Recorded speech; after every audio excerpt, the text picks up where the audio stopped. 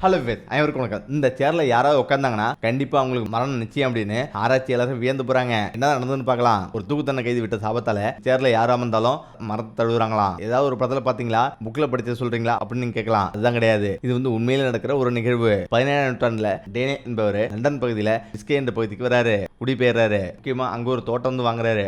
அங்க தோட்டம் வாங்கி அங்கே ஒரு விவசாயமும் பண்றாரு. அதெல்லாம் தாண்டி அவர் வீட்டுக்கு அடியில கலர் நோட்டு அடிப்பதை ரகசியமா செஞ்சு வந்தாரு. இதன் மூலம் தனக்கு தேவையான படத்தை அவரே பிரிண்ட் பண்ணி அவரே அச்சடிச்சு அவர் செலவு பண்ணிருக்காரு. இதுக்காக தான் அவர் ஒரு தோட்டத்தை வாங்கி அந்த தோட்டத்துக்கு அடியில மிகப்பெரிய ஒரு தொழிற்சாலையை நிறுவி பெரிய ஒரு சுரங்கப்பாதையை நிறுவி அதுல இவ்வளவு வேலைகளும் செஞ்சிருக்காரு. ஆனா இது எக்காரணத்தை மட்டும் யாருமே கண்டுபிடிக்க முடியாதான். முக்கியம் பாத்தீங்கன்னா அவங்க வீட்டுல உள்ள நபராலேயே இதெல்லாம் கண்டுபிடிக்க முடியலையா. முக்கியமா அங்க யார் சென்றாலுமே கலர் நோட்டு அடிக்கிறத யாருமே கண்டுபிடிக்க முடியாதான். அந்த அளவுக்கு ரகசியமா தனது வேலை செஞ்சுட்டு வந்திருக்காரு. அவருக்கு எலிசபெத் என்ற மகள் இருந்திருக்காரு. முக்கியம் பாத்தீங்கன்னா எலிசபெத்துக்கும் அதே பகுதியில் வந்து வந்த தாமஸ் பஸ்பே என்ற ஒருத்தருக்கும் காதல் ஏற்பட்டிருக்கு. இந்த காதல் திருமணத்துல போய் முடிஞ்சிருக்கு. ஆனா இந்த காதலுக்கு டேனியல் ஒத்துழைப்பு தரலையா.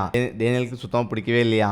டேனியலுக்கு இந்த திருமணத்துக்கு விருப்பம் இல்லாத ஒரே காரணம் பாஸ்பே தினமும் குடிப்பாராம். அதுவும் பாரிஸ் நகருக்கு சென்று தினமும் குடிச்சிட்டு வரத வழக்கமா வச்சிருக்காரு. இருந்தாலும் அவங்க திருமணம் செஞ்சுட்டாங்க. முக்கியமா பாரிஸ் நகருக்கு பாஸ்பே தினமும் குடிக்க வரதால பாருக்கு மது வரதால அவருக்கு என ஒரு சேர் அந்த நிர்வாகம் வழங்கியிருக்கு. முக்கியமா அவர் தினமும் அந்த சேர்ல தான் அமர்ந்து அவர் மது இருந்து வரான். அது மட்டும் கிடையாது, அவருக்கு அந்த சேர் மிகவும் பிடிச்சிருச்சான். இந்த நிலையில் தான் ஒரு நாள் பாஸ்பே வெகு நேரம் ஆகியும் வீட்டுக்கு வரவே இல்லையா. அப்போது அவருடைய மாமனார் டேனியலும் அவரது மகள் எலிசபெத்தும் வெகு நேரம் ஆகியும் வராதால 2 பேரும் காத்துட்டு இருக்காங்க.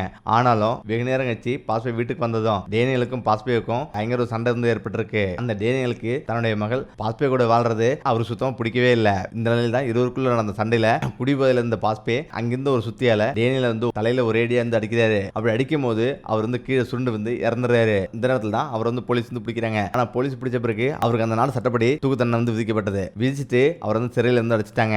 அவருக்கும் தூக்கு தண்டனை நிறைவேற்ற காலம் வந்திருக்கு. ஒவ்வொரு தூக்கு தண்டனை நிறைவேற்றும் போதும் அவங்களுடைய கடைசி ஆசை என்னன்னு கேட்கறது வழக்கம் தான். அப்படிதான் பாஸ்பேவையும் இவனுடைய கடைசி ஆசை என்னன்னு கேட்டிருக்காங்க. அப்பதான் பாஸ்பே என்ன சொல்றாங்கன்னா, நான் எப்போதுமே அமர்ந்து குடிக்கிற அந்த சேர்ல உட்கார்ந்து நான் மது இருந்தேன்னு அவர் சொல்லிருக்காரு. அவருடைய கடைசி ஆசை நிறைவேற்றுறதுக்கு நீதிமன்றமும் உத்தரவிட்டிருக்கு. அவரையும் அதே பாரு கொண்டு போயிருக்காங்க. கொண்டு போயிட்டு அவரை உட்கார வச்சு அதே போல மது அருந்துறாரு. ஆனா மது அருந்தும் போது ஒரு நிமிஷம் அவர் சிந்திக்கிறாரு. தினமும் மது குடிச்சதால் தான் இவ்வளவு பிரச்சனைக்கு காரணம் அப்படின்றத அவர் உணர்றாரு. முக்கியமா இவர் தினமும் இந்த பார் குடிக்க வர காரணம் இந்த சேர் தான் அப்படின்றத அவர் புரிஞ்சுக்கிறாரு. மது போதையை விட இந்த சேர் மேல இருந்த போதுதான் அதிகம் அப்படின்றத அவர் புரிஞ்சுக்கிறாரு. அவர் குடிச்சு முடிச்சுட்டு அவர் ஏந்திரிக்கிறாரு. அப்படி ஏந்திரிக்கும் போது பயங்கர கோபத்துல இந்த சேர்ல இன்னும் யார் உட்கார்ந்தாலும் அவங்க இறந்துருவாங்க அப்படின்னு சாபம் வர்றாரு. இதனால உட்காரத்துக்கு எல்லாம் பயப்படுறாங்க. 2ஆம் உலக போரின் போது கனடா நாட்டை சேர்ந்த ஒரு விமானி அந்த சேர்ல பிடிவாதமா உட்காராரு. அதுல உட்கார்ந்து ஏந்திரிச்சு 1 மணி நேரத்திலேயே விமான விபத்துல இறந்துறாரு. இது மட்டும் கிடையாது, அதுக்கு அடுத்தடுத்து ஏகப்பட்ட பேர் இறக்குறாங்க.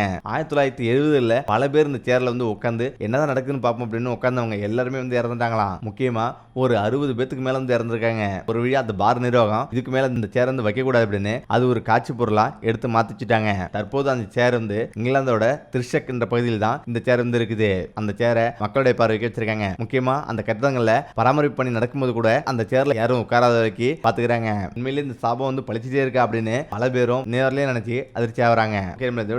மீண்டும்